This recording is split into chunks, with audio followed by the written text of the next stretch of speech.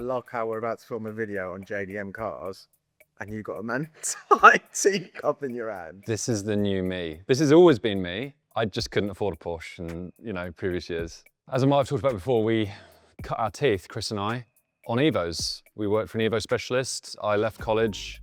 I dropped out, basically. I didn't do the work, didn't get the qualification, and I pestered a JDM, well, not JDM, they were Rally Art Germany outfit that were running Evos in British rallying, and a local specialist near me, and I hassled the hell out of them for a job, and then eventually they let me do work experience. I did a month's worth in the summer for free, and in the end they offered me a job at £4.50 an hour, and I took it.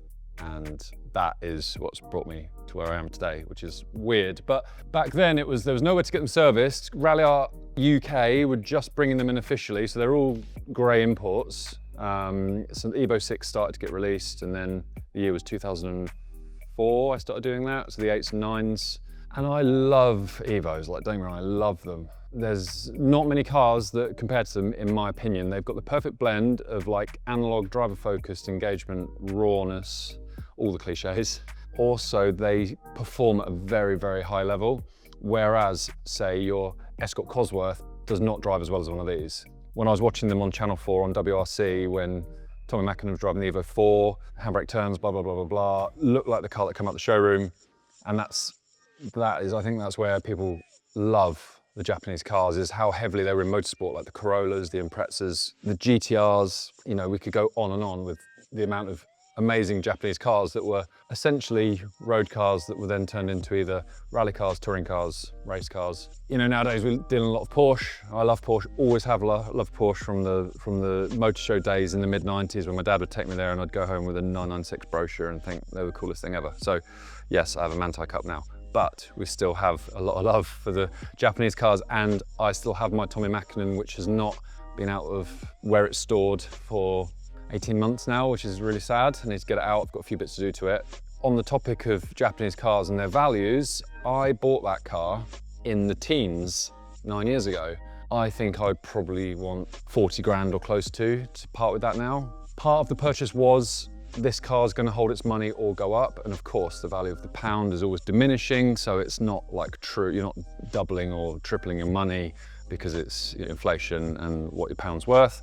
But hey, it's much better than having it sat in an ISA, because you can like drive it and put petrol in it and put a nice exhaust on. And there have been a lot of JDM cars that have just gone bananas since then in values. There was a time, 2010, 2011, you couldn't sell a red Tommy Mackinnon for 10 grand. If you knew then what you know now, someone would have gone and bought 50 of them and just put them in a shed for 10 years and had a nice payday.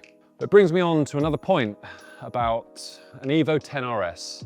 Just said goodbye to it this week, and I bought that car in, I think, August. I thought this will be good. I think it's 39,999. Bought it off the owner. It needed a bit of bodywork and it needed a service and some tyres and whatever. So I thought, we've got this at a good price. There'll be a decent margin in this car, and we could not sell it. We didn't get any interest in it, and I think it's a matter of timing. I think the Evo 10 RS will maybe have its day in the future. There's not many around. It's a pretty cool car. It's manual. It's like the kind of rally-derived, stripped-out, lightweight, focused model. But no one seemed to want it, and we were left asking ourselves, like, what's going on here? There must be some appetite for these cars, surely. And in the end, I put it on collecting cars, and we lost money. We lost a considerable chunk on that car.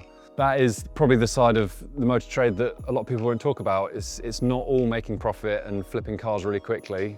It is sometimes a case of damage limitation and trying to mitigate the loss where possible. So I've recently bought an Evo 9, which we've featured somewhere on the Instagram a little bit. And that is an FQ 320, it's a UK car, one owner car.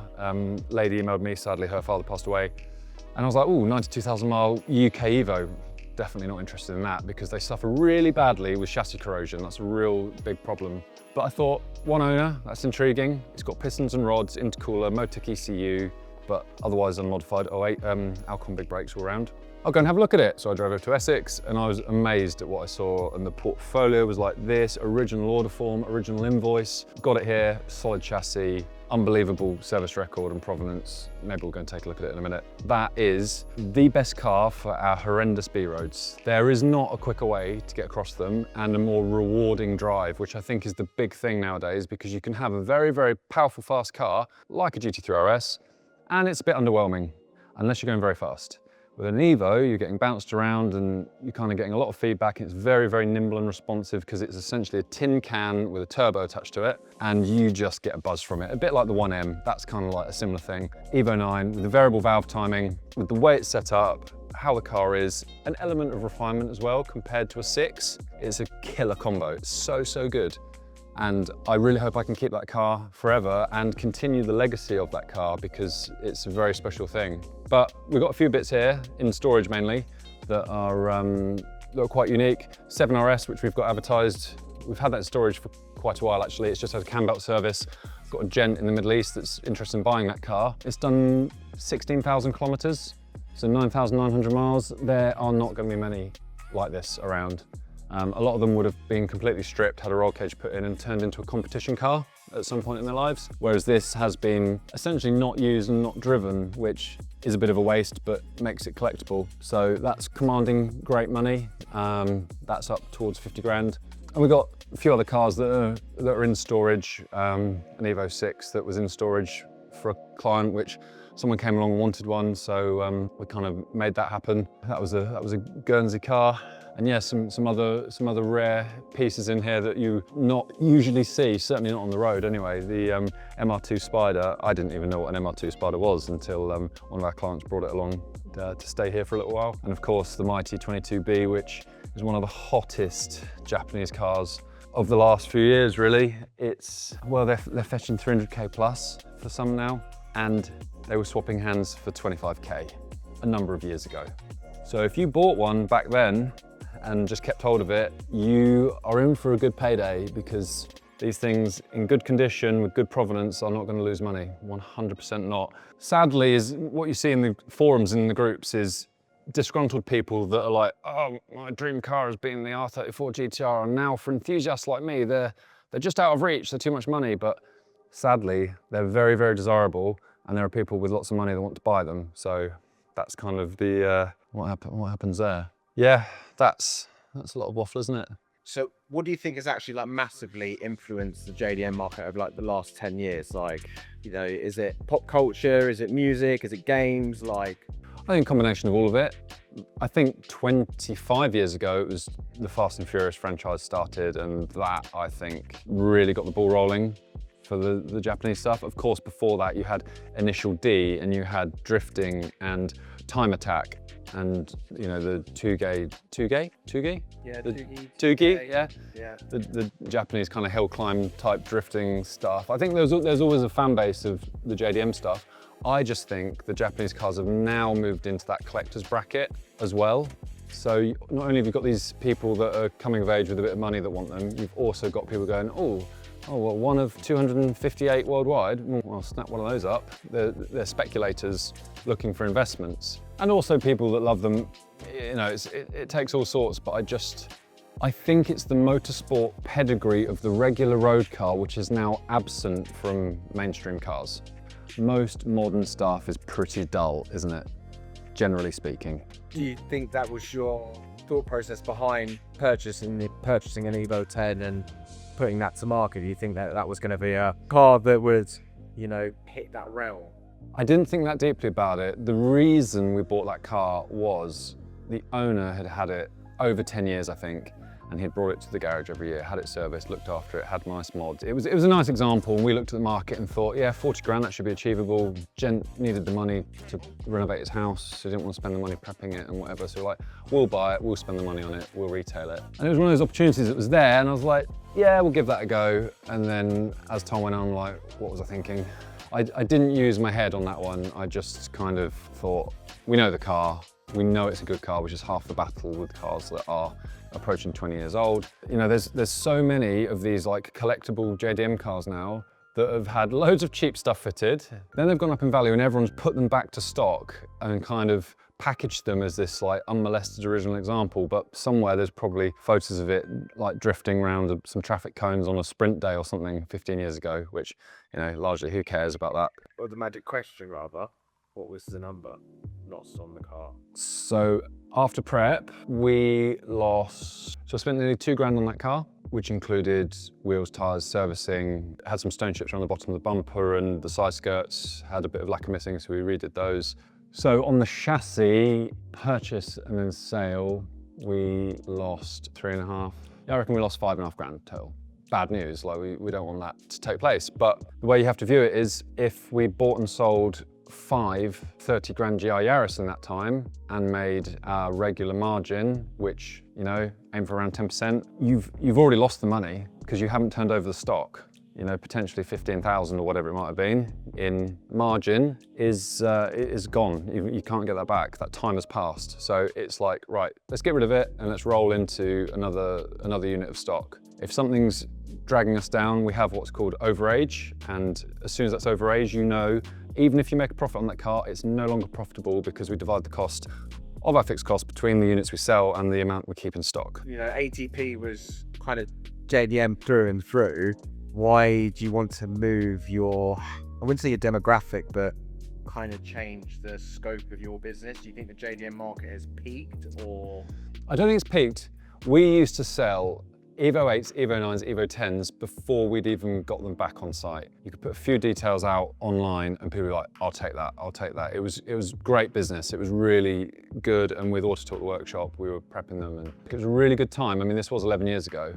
What happened then, as I talked about earlier, the corrosion on these cars, it really set in and you couldn't rely on it being a solid car or a good car. And eventually we you know, as a commercial entity and the used car sales business with all the regulations, you have to sell good cars that people can rely on, that are, you know, satisfactory quality, fit for purpose as described. We don't want cars to let people down, and we don't want to be having the conversations when they let people down, and we don't want the inconvenience to them or the disruption to what we're doing. You need cars that you can rely on. So we moved into Focus RS. They were quite hot. They were a couple of years old. We did loads of those. There were still good Evos, but there wasn't that kind of collector market at that point quite so much with the Evos.